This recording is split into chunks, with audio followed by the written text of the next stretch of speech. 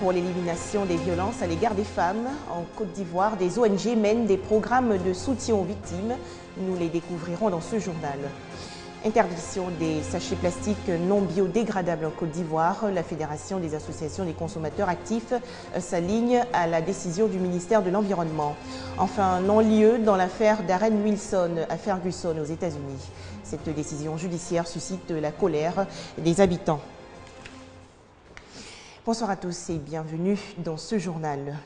25 novembre 2014, c'est la journée internationale pour l'élimination de la violence contre les femmes. Le but est de dénoncer ce fléau et sensibiliser le public. En Côte d'Ivoire, les violences physiques et psychologiques à l'encontre des femmes sont fréquentes. Plus de 2 viols et 3 cas de violences domestiques enregistrés quotidiennement. Pour endiguer le fléau, plusieurs groupes sociaux montent au créneau. C'est le cas de la Fondation Djigui et de l'Association des femmes juristes de Côte d'Ivoire. Des femmes battues, violées, injuriées, les témoignages sont nombreux. Mais combien d'entre elles acceptent de sortir du silence? J'ai été victime de violences, pas corporelles, mais violences psychologiques. Devant les gens, on t'écrit là-dessus. Il y a des propos désobligeants même qui sortent, vraiment qui me choquent. Il y avait une servante chez ma voisine qui devait aller se marier. Elle est partie et 2 mois après, on la revoit chez nous. Avec son mari, les relations étaient vraiment tendues. Que chaque fois, la nuit, pendant les relations, c'était la violence. Les violences faites aux femmes est un phénomène qui prend de l'ampleur. Des violences qui se manifestent sous plusieurs formes. C'est plutôt des cas de coups et blessures au niveau des couples, mais il y a aussi le cas de maltraitance, des hommes qui abandonnent le foyer, laissant femmes et enfants et qui vont fonder soit un autre foyer ailleurs. Mais en plus de ça, c'est des cas de viol. La clinique juridique et la Fondation Djigui La Grande Espérance sont à la tâche au quotidien en vue d'aider ces femmes par l'écoute et la médiation. En tant que médiateur en la matière, nous essayons, quelles que soient les raisons, d'interpeller et de faire en sorte que ces cas de figure ne se reproduisent plus et de donner également, en tout cas, les risques auxquels s'exposent les bourreaux. Et si ça va très loin, nous sommes souvent tellement émus que nous menaçons de saisir la justice. La femme a peur de s'exposer, a peur de ce que lui regarde de la société quand elle veut porter plainte pour un cas de violence qui est fait à son endroit. Donc c'est souvent assez difficile pour les femmes de venir, mais des sensibilisations sont menées, des formations sont menées à l'endroit de ces femmes-là avec l'appui des partenaires. Nous essayons de sensibiliser ces femmes, de les informer sur leurs droits afin qu'elles puissent défendre ces droits-là. Ces violences sont une atteinte aux droits fondamentaux des victimes. La journée du 25 novembre est mise à profit pour attirer l'attention des femmes, des pouvoirs publics et des ONG pour l'éradication des violences à l'égard des femmes. Un reportage de Ami Sissoko. Restons dans l'univers des organisations non gouvernementales implantées en Côte d'Ivoire. La région du Tonkpi, notamment la ville de Mans, en regorge depuis la crise post-électorale. Une 60aine d'ONG identifiées.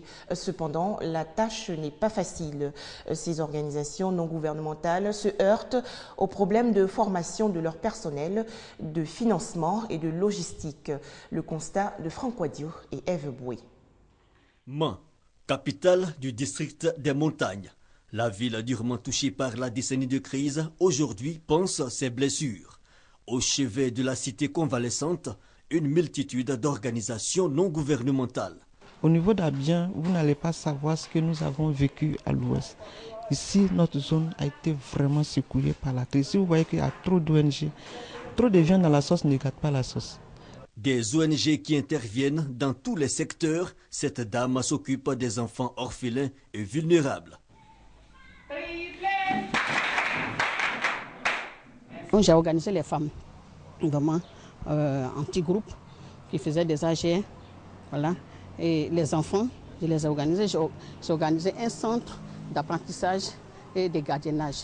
Au niveau de la protection, nous avons créé ce centre qui est un centre de référence en matière de prise en charge psychologique, juridique, judiciaire et économique des femmes affectées par la crise et des femmes vulnérables, c'est-à-dire des femmes qui ont des problèmes au sein de leur famille. La tâche est ardue, manque de formation, de moyens, mais surtout de financement.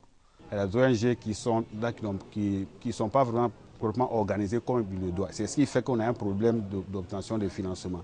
Aujourd'hui, il n'y a plus de partenaires. Ils sont tous partis vu que la situation s'est améliorée. Donc l'État vraiment se doit maintenant de nous apporter de l'aide afin que nous puissions être actifs sur le terrain. Des difficultés qui au fil des années ont freiné l'activité de plusieurs ONG. Bon, les difficultés que nous rencontrons, c'est souvent d'être incompris des politiciens qui pensent que les ONG empiètent sur les domaines d'intervention. Voilà. Alors que non, nous sommes à la disposition de tout le monde. Nous ne faisons pas de la politique. Il y a des structures aujourd'hui qui n'ont pas de fonds, qui mènent les activités à fonds propres. Pour la seule ville de Mans, 68 ONG identifiées. L'Union européenne, à travers le projet LIAN, Leadership et Initiative des acteurs non étatiques, décide de renforcer les capacités des ONG. Les organisations ont sollicité de nous qu'on puisse les renforcer en montage de projets pour leur permettre de proposer des projets que des organisations internationales peuvent financer. La deuxième chose concerne le montage de budget. Donc nous avons une deuxième équipe qui est venue avec nous, qui est chargée d'aider les associations à monter les budgets pour les différents projets qu'ils vont soumettre aux bailleurs. Un projet qui arrive à point nommé, les besoins humanitaires dans cette région étant de plus en plus croissants. Les sachets plastiques non biodégradables désormais interdits en Côte d'Ivoire. Le ministre de l'Environnement, de la Salubrité urbaine et du Développement durable, Rémi Alakwadio, a rencontré récemment la Fédération des associations des consommateurs actifs de Côte d'Ivoire. Des échanges très fructueux. La Fédération des associations des consommateurs actifs de Côte d'Ivoire se conforme à la décision du ministère. Je vous propose d'écouter le président de la FECACI, Marius Komoué. Ces plastiques que l'on nous vend et qui sont utilisés pour l'emballage de certains produits de consommation tels que le placali, le riz, la tiéké et bien d'autres produits, la loco, constituent un danger de santé publique. Aujourd'hui, beaucoup de nos enfants ont le diabète, beaucoup de nos enfants ont des cancers, beaucoup de nos enfants ont des insuffisances rénales. Comment des maladies qui étaient dites hier, des maladies de riches, aujourd'hui sont répandues sur l'ensemble de la population? Il est de notre devoir et du devoir du gouvernement de faire en sorte que la santé et l'environnement des Ivoiriens soient préservés. En tant que bénéficiaires d'une telle mesure, nous demandons à l'ensemble des producteurs, des importateurs, des distributeurs et commerçants de sachets plastiques en Côte d'Ivoire de se conformer à la mesure gouvernementale qui est bénéfique à la préservation de notre environnement. Les entreprises africaines exerçant dans divers secteurs bientôt réunies en Côte d'Ivoire. Ce sera à la faveur du tout premier colloque international des entreprises africaines. Plusieurs réflexions seront menées, notamment en vue d'améliorer leurs performances. La rencontre va se tenir à Abidjan du 27 au 29 mai 2015. L'Afrique représente 2% dans l'économie mondiale. Et nous avons un problème de déficit de compétitivité par rapport aux entreprises internationales. Pour accompagner le développement de l'entreprise africaine et de ses marchés, il sera organisé du 27 au 29 mai en Côte d'Ivoire le colloque international d'Abidjan, COLIA. C'est une plateforme de dialogue public-privé entre des chefs d'entreprise, des investisseurs et des décideurs financiers sur la question de la compétitivité des entreprises africaines. En choisissant la capitale économique pour abriter cette rencontre, les organisateurs entendent faire bénéficier à la Côte d'Ivoire des retombées du COLIA. La Côte d'Ivoire est première puissance économique de l'UEMOA, l'Union économique et monétaire ouest-africaine, et troisième puissance au niveau de la CEDEAO, Communauté économique des États de l'Afrique de l'Ouest. Les explications de Francis Boifo. Des tables-bancs pour les établissements primaires et secondaires publics de la région des Grands Ponts. C'est un don du Conseil régional. 1000 tables-bancs pour soutenir la scolarisation des enfants des départements de Dabou, Jacquesville et Grand-Laou. Les précisions de Mamadou Kouassi. Les établissements primaires et secondaires de la région de Grands Ponts dotés en infrastructures scolaires, 1000 tables-bancs ont été offerts par le conseil régional. Une contribution pour combler le déficit en tables-bancs dans les écoles. Selon le Joseph Gabriel Yassé, président du conseil régional des Grands Ponts, ce don est la réponse aux doléances faites par les populations qui souhaitent un cadre d'apprentissage plus agréable pour leurs enfants. Les sociétés modernes sont aujourd'hui des sociétés de la connaissance, qui ont la capacité, grâce à des innovations dans l'éducation, et la qualification professionnelle de maintenir de façon permanente le capital humain à hauteur des défis mondiaux. Cette nouvelle dimension implique la promotion d'une école adaptée aux besoins des populations. Les 3 départements de la région des Grands Ponts vont bénéficier de ce don, une action appréciée par les acteurs de l'éducation nationale et de l'enseignement technique de la région. Cette année, la région des Grands Ponts enregistre plus de 30 000 élèves du primaire et du secondaire. Et un anniversaire dans cette édition. Le moyen séminaire Saint-Joseph Mukasa de Yopougon va célébrer ses 50 ans le 6 décembre prochain. Mais avant l'événement, l'institution catholique a organisé récemment sa traditionnelle messe de rentrée scolaire. Des prières ont été dites pour confier au Seigneur l'année académique 2014-2015. C'est un reportage de Abou Sanogo et Christelle Hunda. Le cours secondaire catholique moyen séminaire Saint-Joseph Mukasa a 50 ans. Les festivités liées à ce cinquantenaire s'ouvrent le 6 décembre prochain. Nous voulons faire un arrêt pour rendre grâce au Seigneur pour ces 50 ans, faire le bilan et puis voir aussi les perspectives. Et donc nous plaçons ce cinquantenaire d'abord sous l'égide de la rénovation, de la construction aussi des bâtiments. À cet effet, le supérieur a invité parents et anciens pensionnaires du moyen séminaire à s'investir davantage pour son bon déroulement. Je lance donc un appel à tous les anciens de la maison, prêtres et même les évêques qui ont fait ce séminaire et aussi des laïcs qui ont fait ce séminaire. Donc le cinquantenaire, c'est l'affaire de tout le monde. Redonner un visage nouveau à cet établissement qui connaît d'énormes difficultés, c'est l'objectif de ces festivités. Les parents d'élèves présents ont exprimé leurs attentes pour la nouvelle rentrée.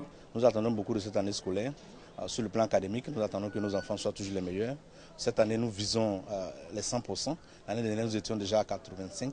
Cette année, nous visons les 100%. Donc cela nécessite du travail, de l'attention. C'est pourquoi les parents d'élèves sont généralement motivés et mobilisés quand il s'agit, n'est-ce pas, de l'avenir des enfants.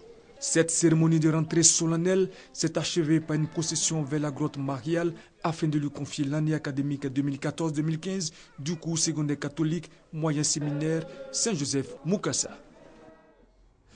Au Burkina Faso, Adama Sagnon n'est plus ministre de la Culture et du Tourisme. L'homme, dont la récente nomination a été contestée jusque dans la rue, a démissionné aujourd'hui sous la pression de la société civile burkinabé qui lui reproche son traitement de l'affaire Norbert Zongo.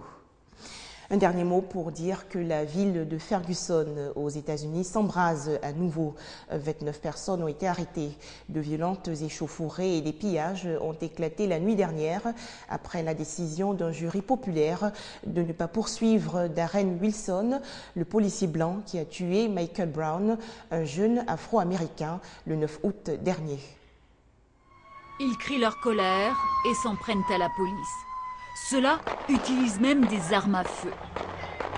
Lundi soir, Ferguson s'est à nouveau embrasé, comme en août dernier lorsque cette petite ville du Missouri a été le théâtre de violentes manifestations. Des émeutes raciales provoquées par la mort de Michael Brown, un jeune noir tué par la police. 3 mois après, ce sont les mêmes scènes. La colère ressurgit après le non-lieu prononcé en faveur du policier blanc qui avait tiré.